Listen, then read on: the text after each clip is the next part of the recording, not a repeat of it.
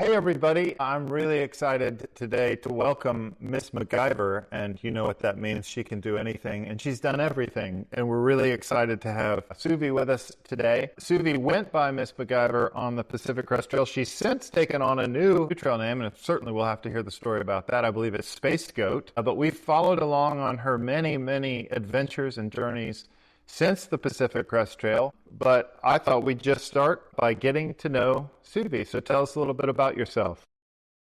Hi, it's so nice to see you after a long time. So I'm from Finland. So I'm here across the big ocean here from you. And what should I tell? Well, tell us Wait, about. I mean, okay, I will say this.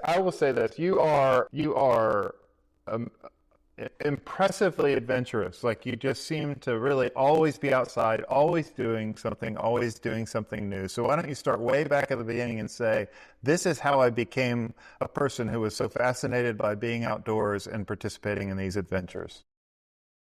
Right, from the beginning. I can only blame my parents because they started taking me and my brother to the nature when we were very small. I believe I slept in a tent first time when I was 5 weeks old. So that's how it started. And all the summers here in the middle of Finland, we spent in the islands. There's a huge lake right where I live, and there are lots of islands. So we just had a little boat and packed everything on the boat, and then camped on some islands and fishing, and that's how we spent our summers. And also we went to southern part of Finland sometimes to see the ocean, or to Lapland, and just a lot of nature stuff, what we did when we were kids. So that's how it started.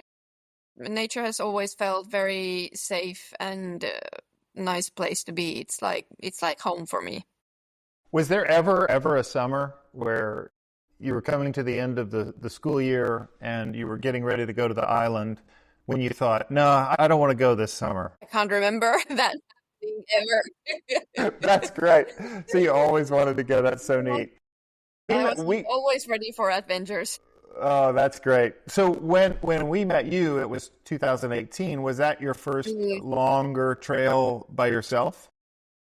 No, I had hiked the Araroa in New Zealand before that, the year before. So that was the first one for me, like a really long one. I had done some hikes before that, like several weeks of hiking in Nepal, for example, but not in Nepal. It's never so long in kilometers, but it takes a lot of time. Suvi, I lost that. For some reason, I lost you there, and I don't know why it is. I think I'm going to refresh my browser and come back.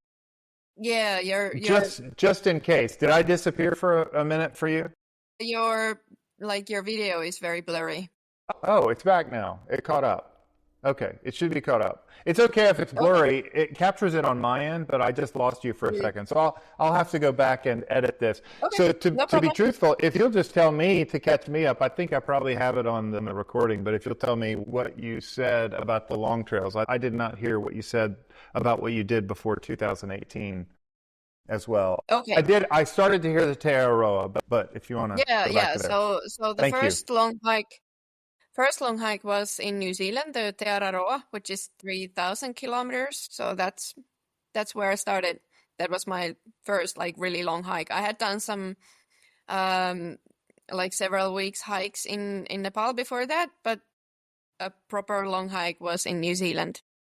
Well, I'd like to ask about that as well, because Georgie and I were dreaming of doing that this year, but we couldn't fit it in. But had you planned to come to the States before you did the Araroa, or was? No. Okay. I had been to the States, and I had been to California and Yosemite, and I knew that it's beautiful.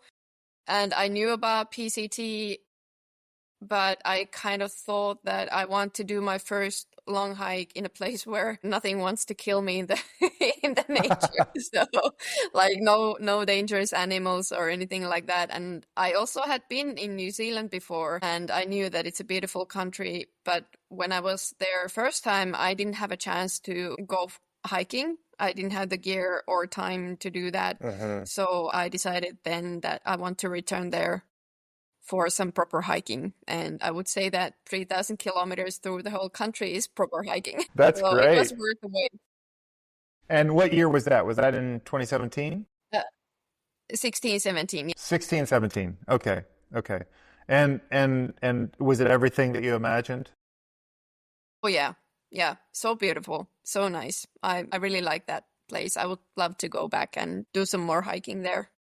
Oh, that's great. So at what point did you decide or turn your sights toward the Pacific Crest Trail? Well, I met some American hikers on Araroa and specifically Wired. I don't know if you know Wired.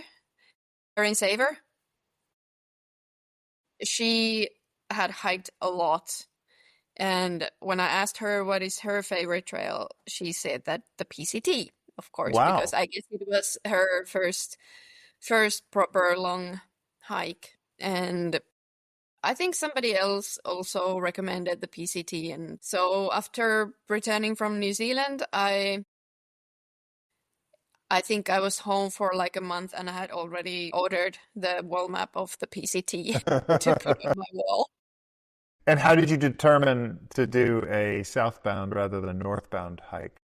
I think it had a lot to do with the schedule. It was just easier for me to start in the summertime instead of spring. And also I knew about the difficulties you might have in the Sierra if you go there too early and the dangerous water crossings and things like that. And also I knew that being from Finland, I'm not so good with the heat. So that the desert part would be better for me in October, November instead of springtime. Okay. Yeah. And here's one thing I always am, it's a consideration that I don't typically have to think about because most of my hikes have been domestic. But was your eye ever on the exchange rate between Finland and the United States? No, not really. Mm-hmm.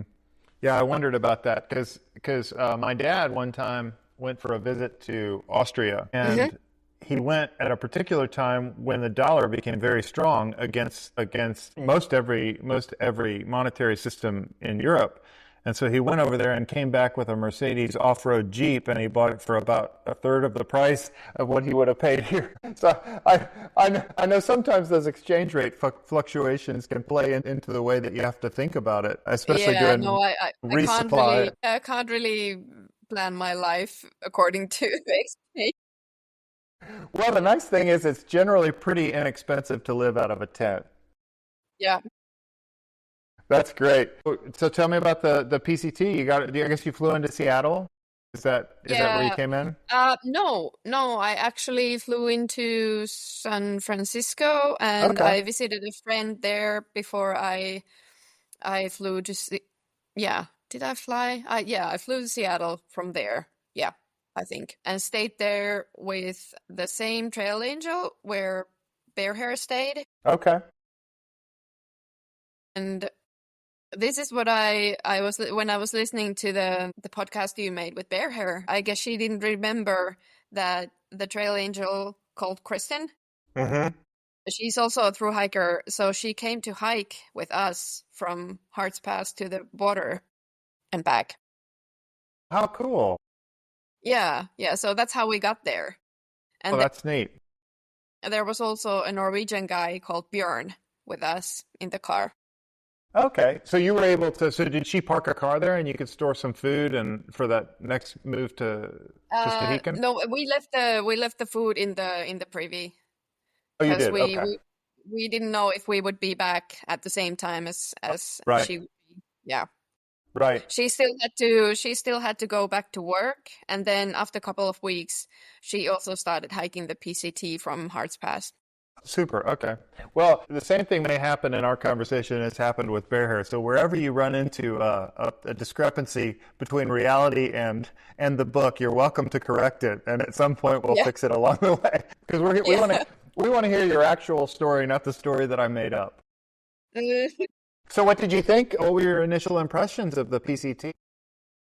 It was so beautiful already from on the drive there to Hart's Pass, because we don't have any mountains here. We have a lot of nature here in Finland, but we don't have any mountains. So yeah, take me anywhere in the mountains and I'm just amazed about everything. And yeah, it was so beautiful. It was quite cold and snowy in the beginning.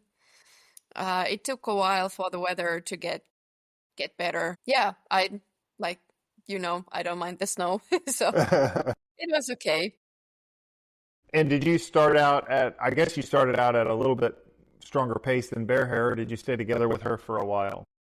We camped at the same place on the first night, the spot where she got her trail name. I know. I forgot to ask her. I should have you tell her trail name story. Yeah, and then I think, I started a bit earlier next morning because it was cold and I was ready earlier than everybody else. And I was like, oh, I'm getting cold. I don't want to wait. And so I started walking. And yeah, so I guess Bear Hair was a bit slower she had some knee problems. So yeah, I did see her after that. But yeah, mostly I guess I went a little bit faster, at least in Okay. the beginning. And did you come to the trail with a trail name, or did you pick it up on the trail? No, I didn't have a trail name. No. Okay. So Bear Hair picked up hers up the first night, and you could tell us how she got that one. And then I'd like to hear how you found yours. Well, I always hike with this little bag where I have stuff for fixing stuff, and I call it McGyver bag. So there might be like, all kinds of small stuff, zip ties and, yeah, anything you might need to fix stuff. And I fixed a lot of stuff For already in Washington, and I actually don't remember who gave the name to me, because there were several hikers I wasn't really hiking with any specific hikers, but there were a lot of hikers around. Mm-hmm. And I can't really remember how it happened, but it was, I fixed several things. So you got a reputation on the trail for being the one to go to. Did anyone ever approach you and say, hey, I heard you have a McGyver bag? No, not like that, but if I heard somebody saying that they had broken something, I always said, I might have a solution. Oh, that's great. That's great. So Mm. I guess you'd probably dialed in your gear pretty well from the first hike to the second hike from Te Araroa. Did you make some significant changes, or was it pretty much the same? Nothing too big. I had the same tent. I started with the same backpack, but then I actually ordered a new one, which I got in Cascade Locks. Oh, okay. Yeah, and what else? I did change some stuff, like I had quite a heavy Gore-Tex jacket in New Zealand, so I changed to a lighter one. And yeah, but not that much. Oh, I did get a quilt for Okay. the PCT because I knew it's not going to be that cold. So I had a quilt. Okay. Yeah. Okay. What was your impression coming from, I guess, doing most of your exploring in Finland? You'd been to Nepal, you'd been to New Zealand. What was your impression of the hiker culture on the PCT as it compared to the other places? I love it. I really enjoy hiking in US because of the hiking culture, and it doesn't really exist like in New Zealand. There was something forming, something like that, but it was quite in the beginning of the Araroa trail. Like it had only been there for like maybe 5 years. There were some places that you would call like hiker friendly, and there were some trail angels already, but it wasn't really anything even close to what it is in US. So, and of course in Nepal, it's totally different world. And also now when I have hiked in other countries, like in Europe as well, it just doesn't exist really as it is in US. I haven't really seen anything even close to what it is in US in any other countries. So Yeah. like How did you establish, obviously I've really only ever hiked with my family, or at least another family member, on a distance trail. How did you establish your patterns? Like, what's a typical sort of day like? There were a lot of groups in and around you, and it seems like you were with them and you weren't with them, and you were with them and you weren't with them. But what was that like? Did you have a typical day? Yeah, I wake up quite early. I like waking up when it's, well, of course, in Washington, the days were very long. They So were long. it was quite difficult to wake up before the sun came up because it came up very early. But anyway, I like getting up early and I start hiking quite soon. I do need my cup of coffee before I do anything else. Yeah, I really enjoy hiking by myself, but I also enjoy other people's company. So I don't really like, I don't mind walking with someone, but I also don't mind walking by myself. Hmm. But I remember that especially on the PCT, it was always nice to camp with other people in the evening and to have that company when you're having your dinner. Yeah, it was nice. Did you, when you were hiking alone, did you typically not listen to anything, or did you listen to music, or did you listen to books, or is it just you just walking? In the morning, I never listened to anything.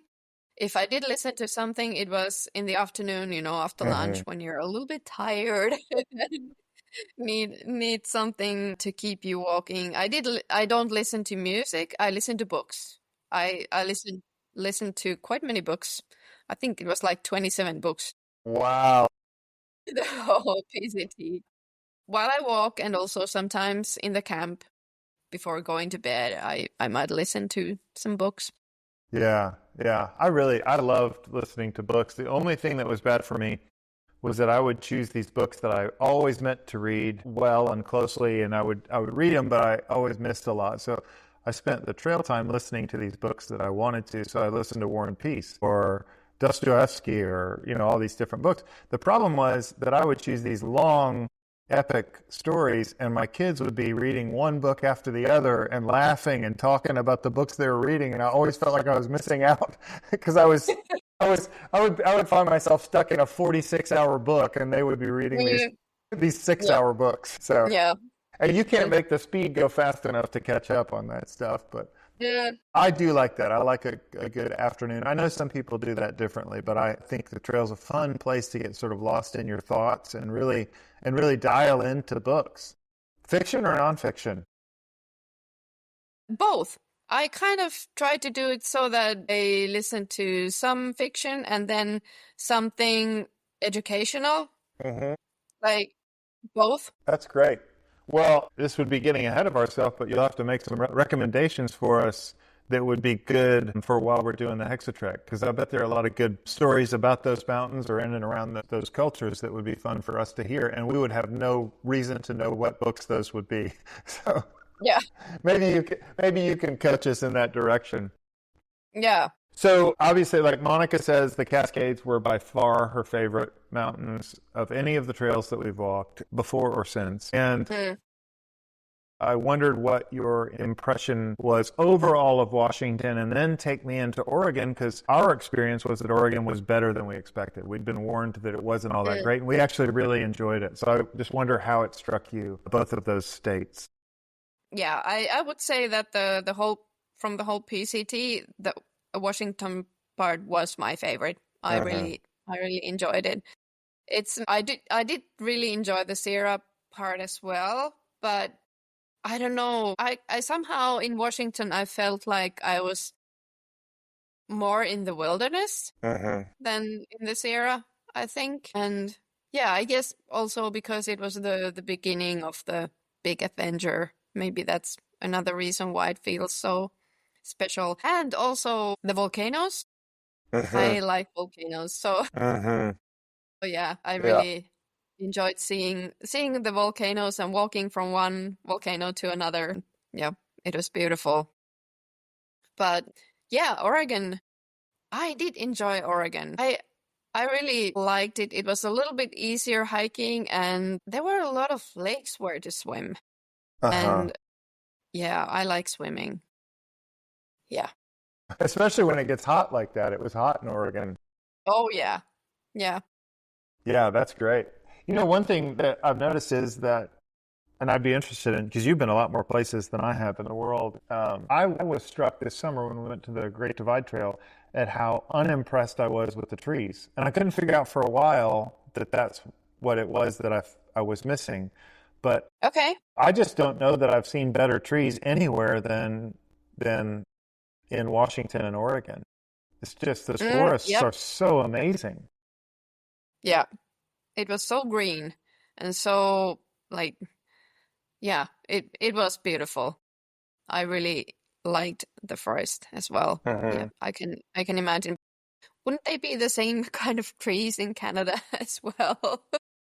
You know, there were some pretty trees, but there was anything that seemed to have the age that those the trees in Washington had were much smaller. They were much smaller, and they didn't seem as healthy. And so I don't know if they clear cut it. I don't know if it was from forestation, or if they just have so much shorter a growing season that the trees don't ever become quite so impressive. I felt the same on the CDT as well, but not to the same degree. I didn't think on that middle of the country on the Rockies that the trees were as impressive as out on the West Coast. I just felt like I just hadn't run into any forests like that before, where it was just big tree after big tree after big tree. And I wondered, I guess the reason I thought of it was thinking maybe, I wonder if that contributed to your sense in Washington of being so in the wilderness, just down in there. Maybe. And they were so mossy, like there was so much of that bear hair everywhere. So yeah, we have a lot of that in Finland too. So I kind of felt very nice and familiar. Wait, were you the one that, when you say a lot of that, you mean the moss and the big trees? Sorry? You mean the moss and the big trees, or were you speaking specifically of the old man's beard? Okay. Yeah, that's cool. Well, so did you actually give Bear Hair her name then? I think it was either me or Okay. So she was just walking around and seeing in the trees all of this old man's beard, and she thought that it was from bears walking by and getting their hair rubbed off? no, there was. I think there were some on the ground when we came to where we were going to camp, and then she said that, is that bear hair on the ground? That's so good. That's a great way to get a name. Oh, that's something. So, were there any points in there? It does not seem like it. It seems like you're so ideally suited for these adventures. But was there any point where you thought, "Man, I'm getting tired of this hike, and I'd like for it to be over"?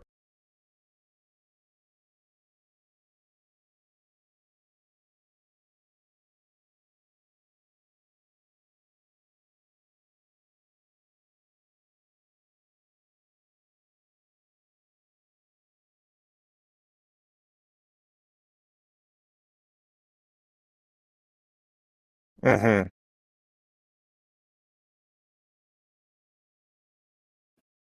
Either in Oregon or Northern California, but it didn't really have anything to do with like it wouldn't be beautiful or anything, but it's somehow probably in Oregon there was a lot of forest walking, although it was nice because it wasn't that hot, but still like the scenery didn't change so much Yeah, anyway. yeah. Well, maybe there I felt Yeah. a little bit bored, Yeah. but Yeah, and obviously the state lines are an arbitrary thing, but I can remember coming through Washington and Oregon and thinking, we've done all of that, these two states, it feels like such an accomplishment, and we're not even halfway yet. You hit that sign and you're like, oh my gosh, there is so much further to go. yeah. It just felt so endless. So Yeah. I had some of that feeling in there. I think somewhere that Ashland, northern Yeah. California, before you get to the Sierra. But I think that's, if I'm not mistaken, tell me where you remember running it into us the first time. I'm not sure that I have it right.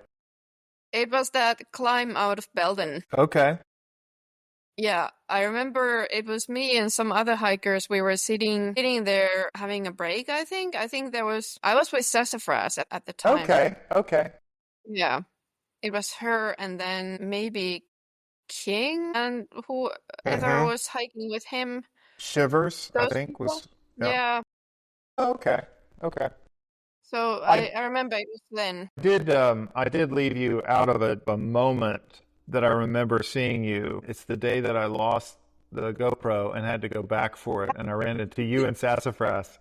And originally I wrote it into the story the way that I remembered it happening, which was with you and Sassafras.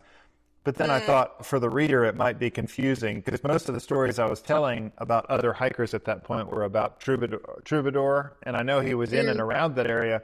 So I thought, I'm not going to confuse people and pull Sassafras and Suvi in here out of the blue. Yeah.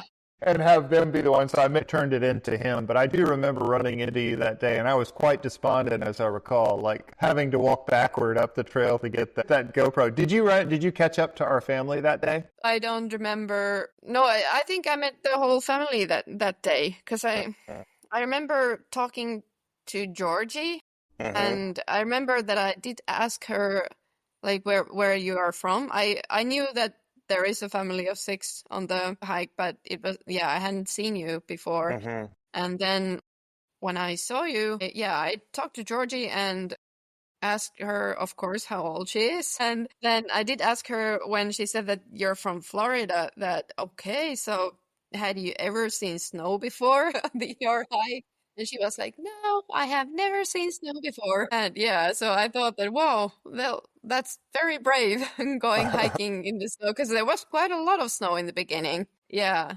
So it must have been very exotic for you guys. It was definitely an unconventional. I had spent some time, but none of my kids had, so it was quite a new experience for us as well.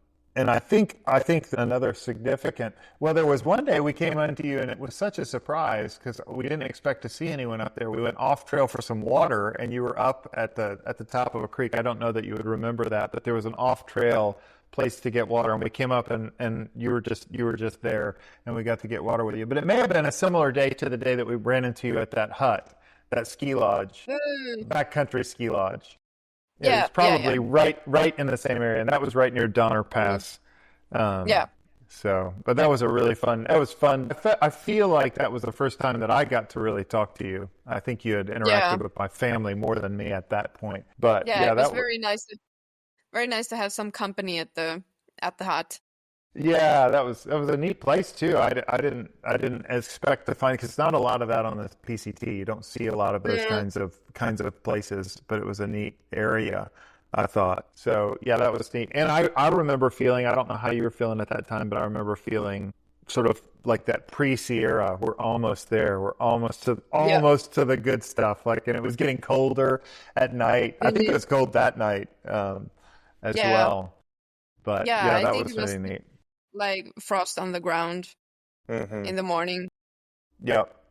And then you became I didn't put nearly enough weight on it, but in terms of the telling of the story. But then not too far from there is where we had you caught up to me and had found all my credit cards and cash and wallet in rubber bands and chased us down and had them for me. That was really something. Were they just right in the middle of the trail, or what? Where did you find them? Yeah. It was like quite soon after. I think it was that trail end where your friends came to bring you some food or something. And I guess you left first, and then I stayed there for a moment. And after that, it was, quite soon right on the trail. That was very fortunate for us. Thank you. It would have been a different kind of stay in South Lake Tahoe without any cars. Oh, yeah. It would have been quite. So did you stay for a while in South Lake Tahoe, or did you get right straight through into the Sierra? Yeah, I did have a rest day there, and I had to organize some stuff. I had to replace the tips of my hiking poles. And some other stuff, and I just needed a rest day. And I remember you were staying in a hotel, and you also offered for me to go and stay with you guys, but then I had already organized a place to stay through couch surfing. Oh, cool. That's great. Yeah. I think Monica said, hey, you forgot to include that we had Troubadour over for dinner that night. So we did run into some people there. I felt like that was a kind of a neat town. Like it was kind of like a lot of people, like we ran into a lot of people there that we hadn't seen for a while. And then they were all, because it did feel like we were kind of headed into the Sierra. And we went a little bit slower because we had some friends join us and hike with us for 4 days coming out of that section. Yeah, I remember because your friend had you had also my bear can. You remember? I had your bear can? Yeah, it was No. put in the car. The car that was driven to Sonora Pass. Okay. That's right. Now I remember that. Yeah. Yeah. And your friend, I guess he got sick and had to Well, had we'll to say that. We'll say that. He couldn't keep up is what really happened. So Okay. he didn't like the altitude and it was not suiting him, but he did have some Good. trouble keeping up with us. And so he ended up going out and coming back in. But now that you mention that, of course, yeah, I do remember that. Did you have to slow down quite a bit to wait for your bear can, or did we get it to you on time? Well, I got to Sonora Pass and I think he was already there. Okay, I knew good, that I good. probably have to wait for a while because I knew Yeah, that you were behind me, but yeah. he was already there and he knew that you will still be at least a couple of hours away. Okay. So he was going to have something to eat in a town close by. And of course I was like, eat? Where what are you going to eat? Can I come? Oh, so you got to get a meal. Yeah, so I went with him and we had burgers and Oh, yeah, and that's so came back. great. Oh, that's Yeah. so great. I did not remember that. That's a neat detail. And it's neat because the Sierra is not an easy place to resupply. So No, that's a it's not. nice. That's why such a nice uh way to organize that. Mhm, Yeah. mhm. And that next run, that's the Sierra was just beautiful, especially that first part of it, wasn't it? It just really was so Yeah. amazing. So nice. Yeah. And the weather was perfect for a while. For a while, yeah, Yeah. it was I really enjoyed that like when it started to get more rocky and all that like almost white limestone and um or is it limestone? It looks like limestone. But anyway, Granite. and all the small lakes in between and yeah, beautiful, beautiful. Were you in the Sierra by yourself for the most time? I was, yeah. That would be such a neat experience. Like you would feel so like, I don't know, like feel like you're John Muir or something, you know? Yeah. Like Yeah, it's pretty much. because in some ways it's a really otherworldly landscape. It really is so unique that it just doesn't even feel like you're on planet Earth at some points. You know, you just can't believe Yeah. that it's there. Did you see any wildlife? I didn't see any bears in the Sierra. No. Or anything else big. No. Yeah, because I remember that I didn't see any bears in that section where you actually have to carry the bear can. Yeah, yeah, yeah, yeah. So you're mad at the bear canister the whole time. What am I doing carrying this? Well, it did feel a bit stupid, but I know why we have to carry it, and I didn't really mind. The ranger that stopped to check our bag reached in and she tapped the top of the canister and Uh, she said, "Yeah, can you take it out? Can you open it up?" And I said, "You tapped the Good. top of the canister. Why do you need to see everything?" And she said, "Well, Yeah. sometimes people just carry the top." Which I thought that is fantastic. I would never have considered that as a way to No, get around it. no, I usually had my bear can on the top of the backpack during the Hmm. day. Oh, that's Yeah. right. I remember that you had a strategy that I was envious of because I found out later, and I don't remember when we found out. But you would take your bear canister and dump all the food into the bottom of the bag and then carry it empty, right?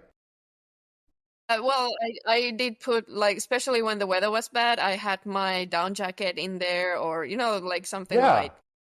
What a great idea. Was that a Yeah, McGyver? Was that a McGyver move, or had you seen that for before? sure. Yeah, of course. See, so you came up with that all on your own, huh? Oh, that's so good. Yeah, that was a great one. I wish that I had thought to do that. That was really smart. Mm, Boy, the kids were miserable with that extra weight going through there. That was not fun. And then, how, and how then many how many did you? one for each. Yeah, we carried one each. Georgie, I think Georgie carried a small one, but Mm, we needed one for each because by then they were eating full size human portions, so it wasn't like it wasn't like you could yeah, go shorter. And in fact, yeah. the more we hiked trails, the more I would set every resupply strategy to stay out of town because it's so expensive to go to a restaurant with 6 people that eat like 12. So we try to stay out in the woods as much as we can. That's really neat. So I am interested because I think that in my telling of the events of that storm, it probably sounds extremely dramatic to someone who is so well suited for those things. Kind of like it would be like me describing a climb up the side of a cliff to Alex Honnold, and he'd be like, "Really? That was scary for you?" So I described the events of that storm, but did you have any apprehension going into the storm in the Sierra, or were you completely comfortable? Well, I didn't really think about it as a storm. I just thought that it's just different kind of weather. So, so it did start snowing. I don't remember where. It started snowing before, well, first raining and then snowing when I was crossing Moore Pass. Yeah, Okay. that was a very, very wet and cold day. Hmm. Hmm. And then I got everything wet that day. It stopped raining when I pitched my tent on the other side of Moore Pass.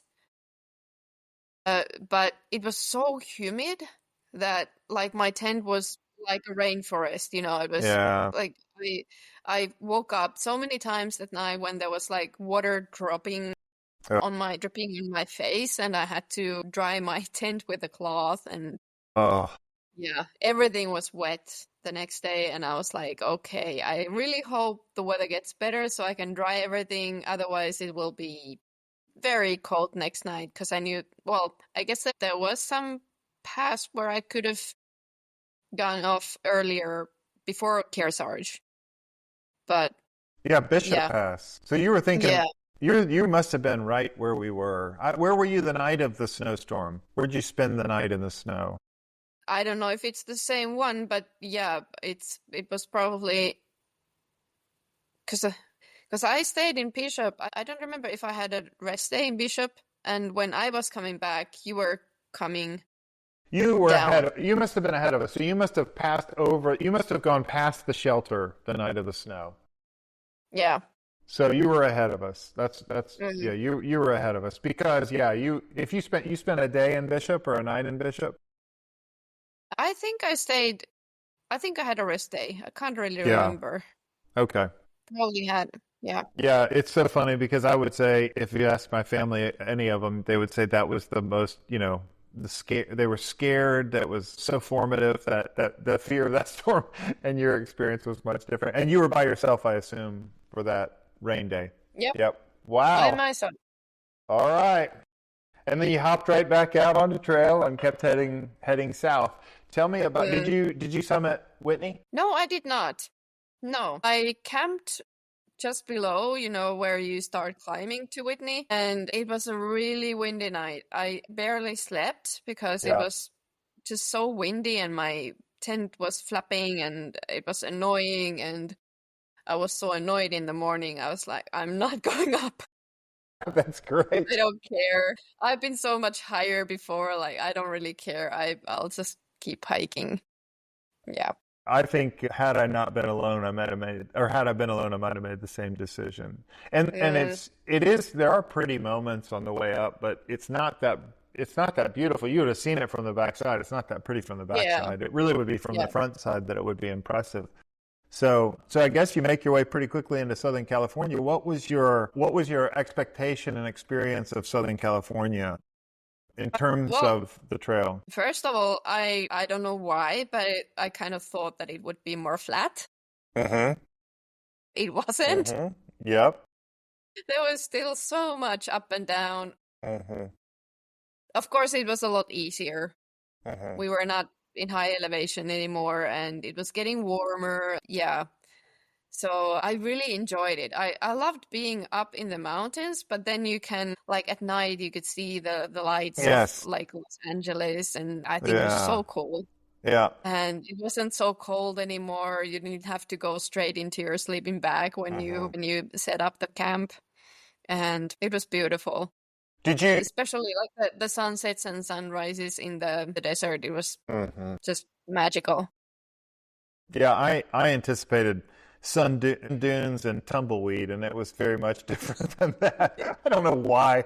I even watched videos before I came, and I still didn't know what to expect. But I appreciated all that about it, like getting to see and look down on the city lights, and when it was a neat trail. Like just to think that they've maintained a trail that close to civilization, although it is pretty dry out there, so it'd be tough to make it usable. But it really was beautiful, and just to think about how valuable a resource water really is. Like it seems like everything out there had to do with water. Every decision that they made, every place name had to do with water. Like everything was about the water. It was a neat place. I really enjoyed it. And you sort of feel like you've done it. You're almost home. Did you finish? Were you finishing in and around anyone at that point? Were you walking in and around anyone? Yeah, at some point I was very worried that I would finish by myself. And I was like, how boring would that be? Be there at the Yes. monument and then you would Yes. be by yourself and like, woohoo! And take a picture with the timer and then go home. That would be so boring. But no, luckily, just a couple of days before finishing, I bumped into Bella. I don't know if you ever met I Bella. never met Bella. I met her first time on the day when I touched the border in the north. Wow. And then we hiked. I think we kind of leapfrogged until Cascade Locks, and sometime after that she went home for a wedding or something, and I never saw her since, except like 2 or 3 days before the border. How fun.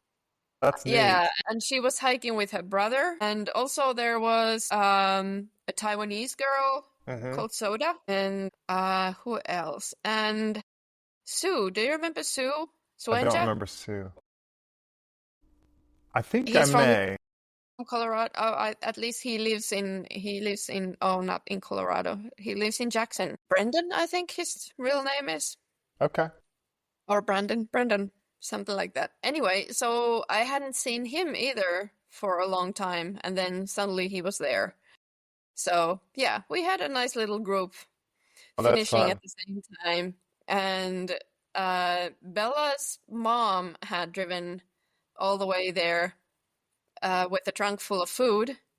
So we had a little feast at the monument. Yeah, it was really nice. Nice way to finish the trail. Yeah, that's great. How was it did it feel, how'd you feel coming up to the monument? Was it just what was that like? Well, I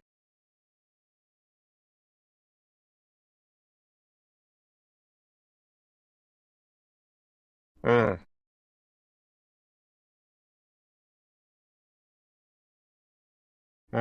Yeah.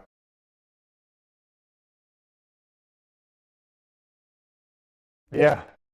Yeah.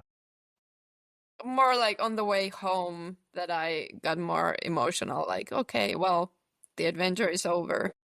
Yeah. There's some for us, there's some disconnect at home because not many people around us think it would be a great idea to go and hike a long trail. It sounds like at the very least your immediate family probably thinks, of course, this is the perfect thing to do. What's your community back home like? Do they think there goes Suvi again on one of her crazy adventures, or what is that like to come home after something like that? Well, I think everybody who knows me, I can't really surprise them with anything anymore. Yeah. It's more like they are surprised if I don't have any adventure plans. Yeah. So, yeah, but I don't know if they want to hear my stories anymore. It does feel like for about the first week, people ask questions and they're genuinely interested. And then after about the first week, they're like, "Oh, we're going to talk about this again?" I don't really want to talk about this again. That's why you have to, get on a podcast 8 years later or 7 years, whatever, however many years later, and talk about it. Oh yeah. But you have not stopped adventuring. Since then, you've done a number of trails, Mm-hmm. but also other types of adventures. But can you tell me some highlights between then and now?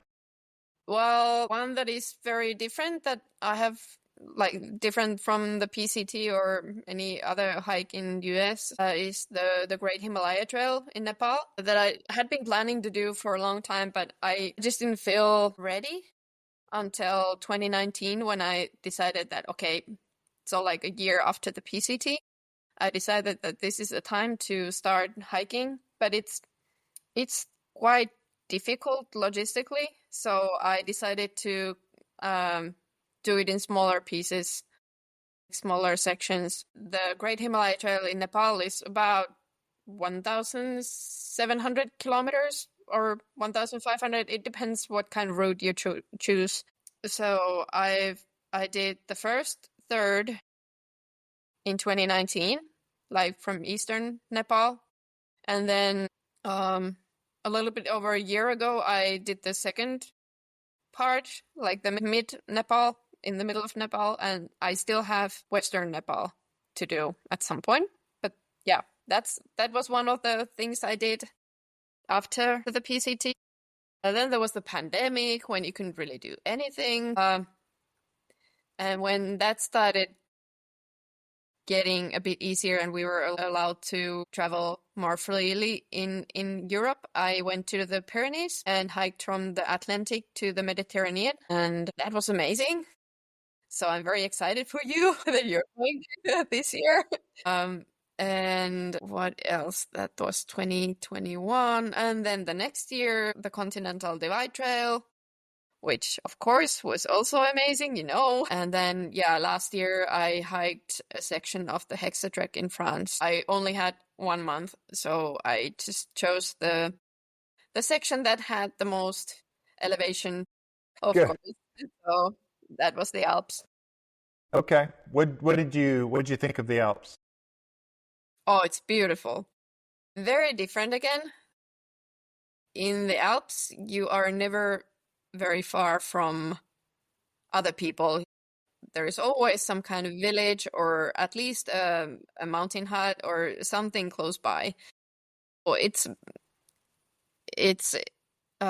not easy hiking, but it's easier in that sense that you don't have to carry so much food.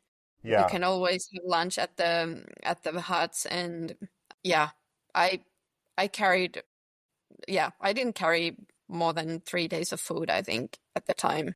I like to hear that. Well, I only did like that short section.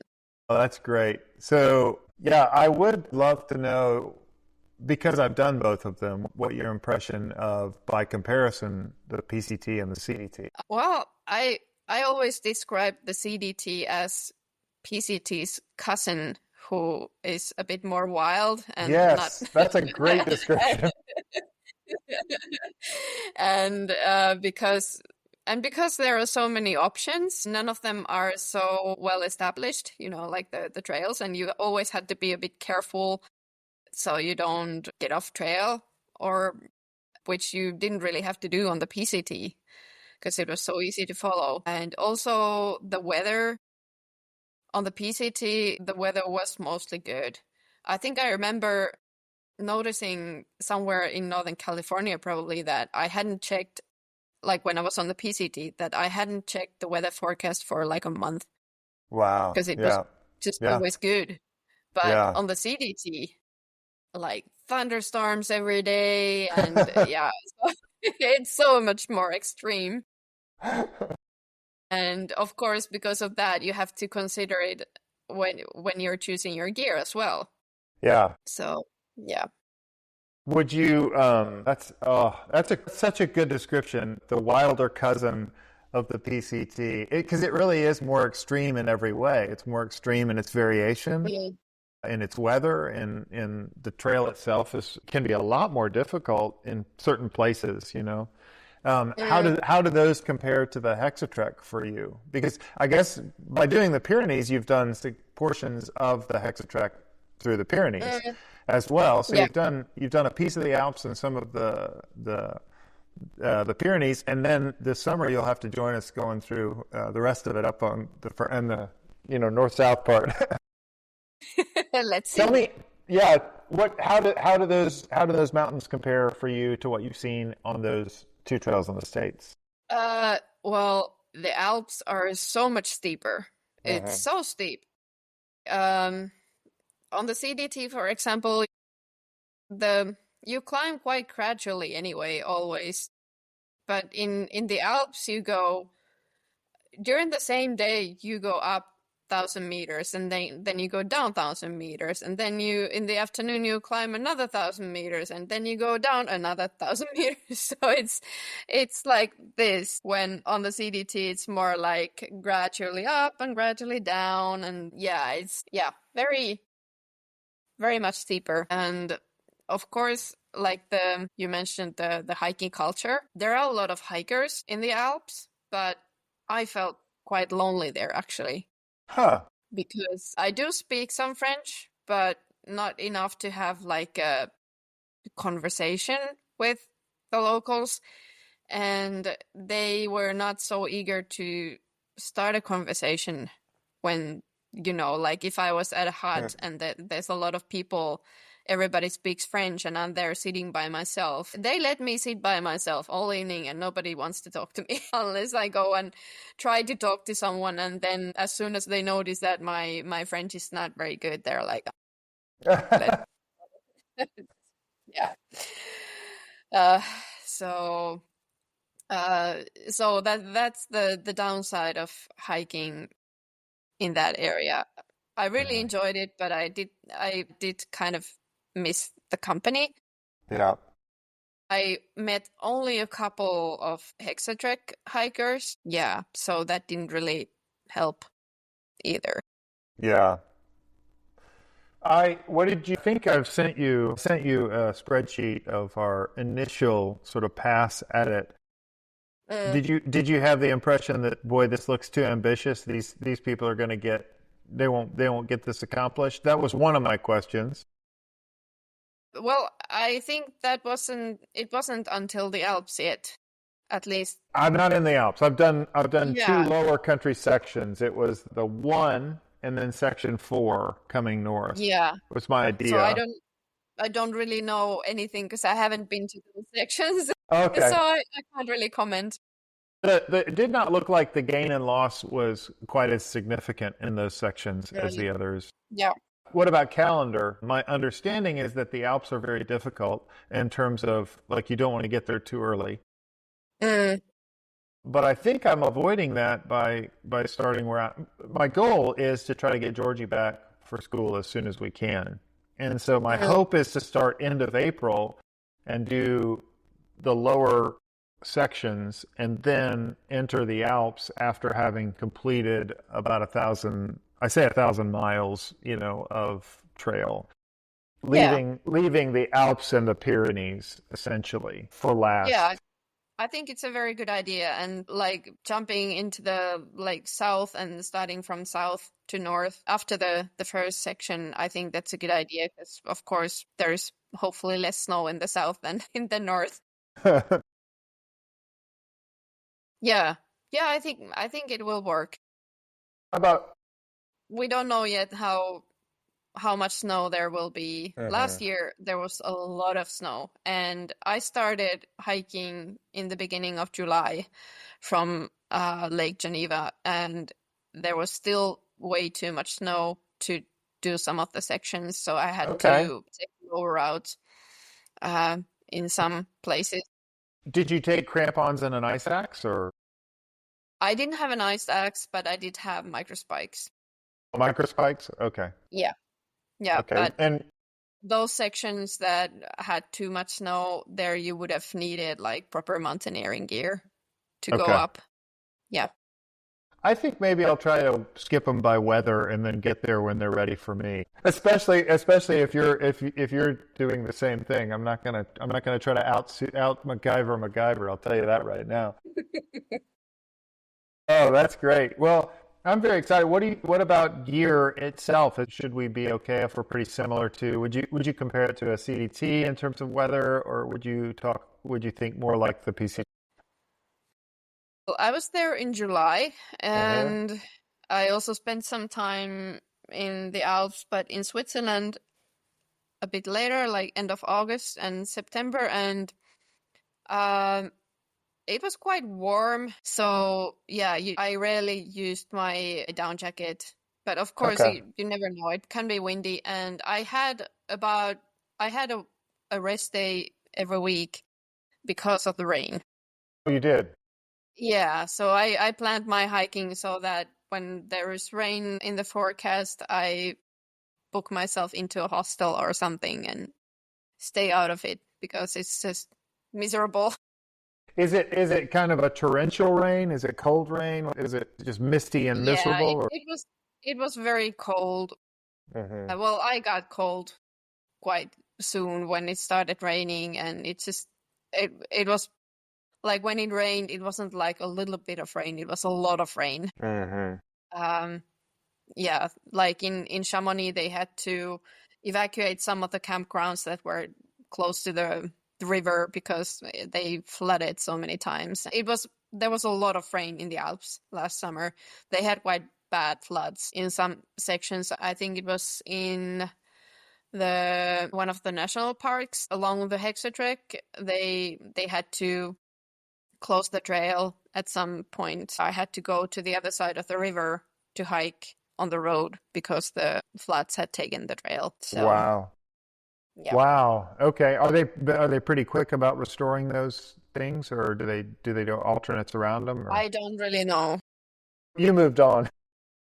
Yeah, yeah, I didn't wait for it. Oh, that's great. Is the Hexatrek becoming increasingly well known in Europe? I mean, is it growing as a Apparently, trail? Is that the I think so. But yeah, I was surprised that I didn't see so many other hikers there. They might have been behind me because because many people started a bit later last year because of the snow. Hmm. So yeah, maybe that was one of the reasons, but that I didn't see many people. But also because there are so many hikers in the Alps anyway that well, you do know a true hiker when you see one, but That's true.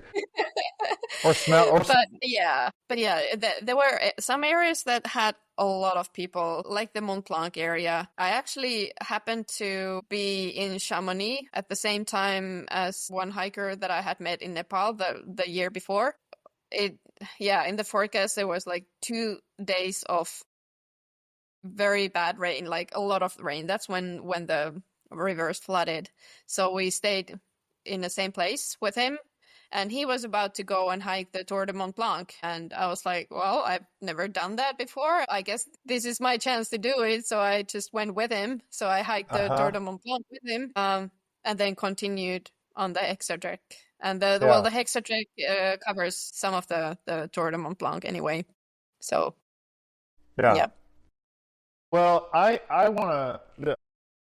I'm excited about planning this. I don't know what your summer looks like. I guess you've started some school, and we were hoping at some point to run into Bear Hair. I think it would have been later, so I think it would have been Pyrenees Mm. if we were able to run into her. But it would be really fun to get to see you guys over there if it were possible. It'd be fun to find a window.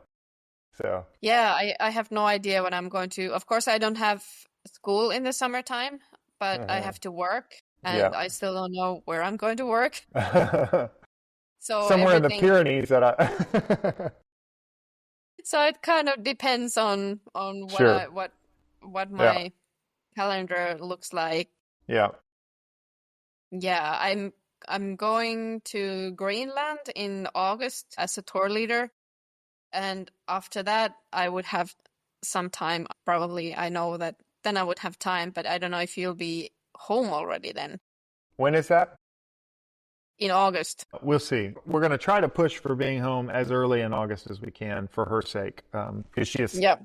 soccer in the fall, and so that's what we're going to try to push for. But hey, it'd be a bonus if we had to stay. It'd be a bonus to get to see you. I have a couple more questions for you. Mhm. because I think you took the time to read my book. How accurate to your experience did you find the book to be in terms of the storytelling?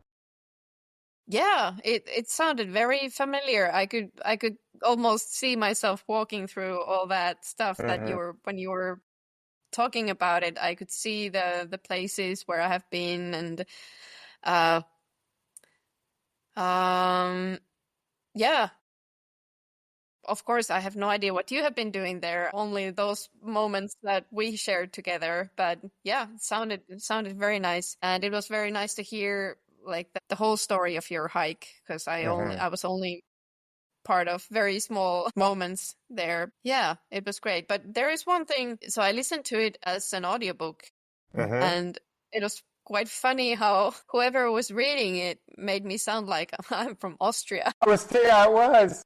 It was. It was so funny because he didn't do any accents for anybody, Yeah, but then he did them yeah. for you, and I thought, why did he do that? I don't know why he did that.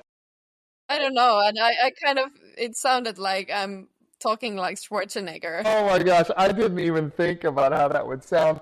But yeah, I had very little editorial control over that. We sent the book to him, and I thought he did a very credible job. I felt really bad for Mhm. him because most of the book, when I first finished the book, I ran it through an editing, thing that would evaluate how the book looked, and it said that it was 60% dialogue, and that most novels are fiction stories, even because this largely is told like a story, style. Yeah. And it said that most fiction stories are 30 to 40% at most of dialogue.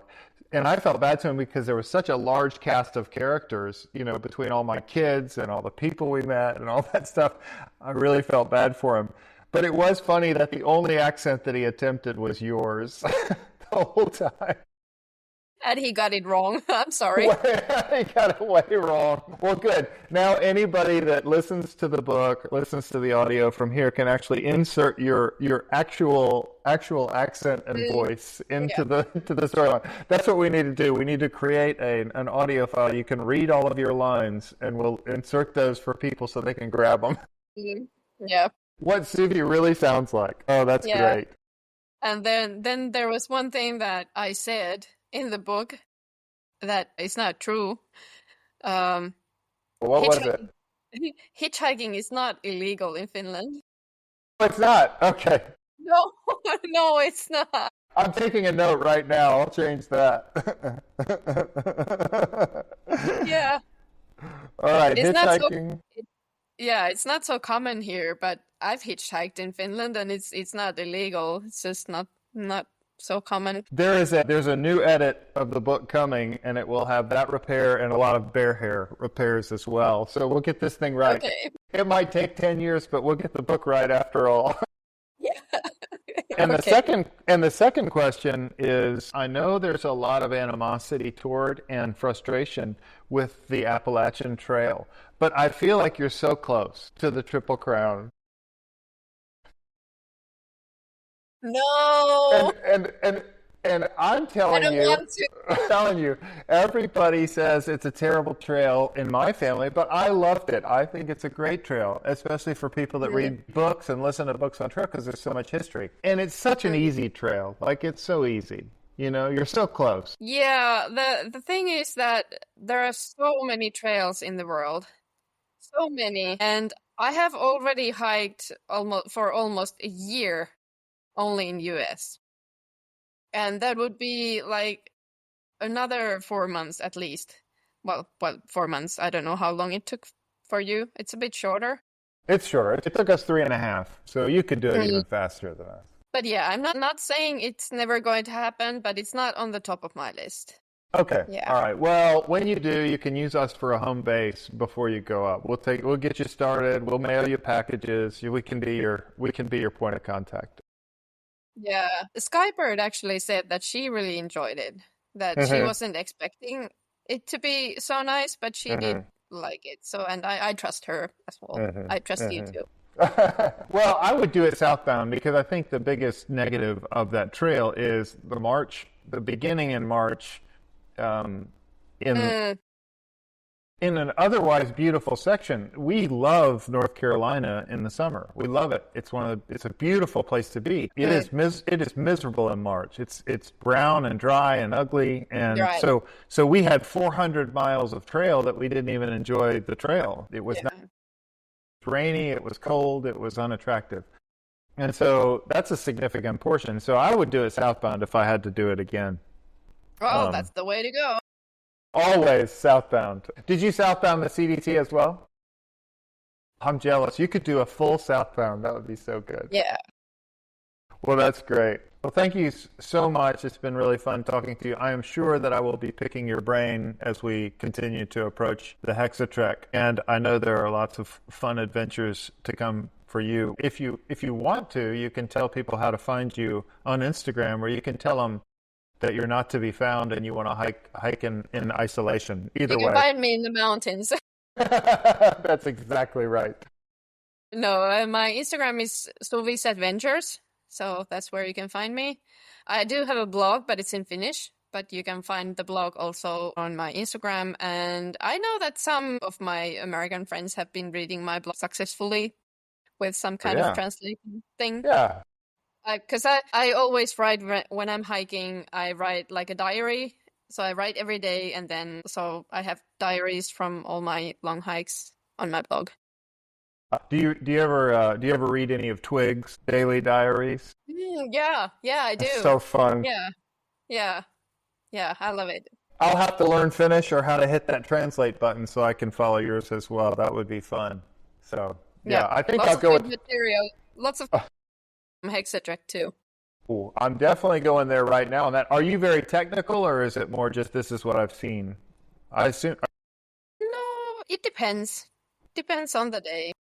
Okay, that's so super. Thank you so much for your time. I really, Thank really you. appreciate This you was so being willing to nice. talk to me. Yes, so good. All right, thank you. We'll talk to you again. Talk to you again.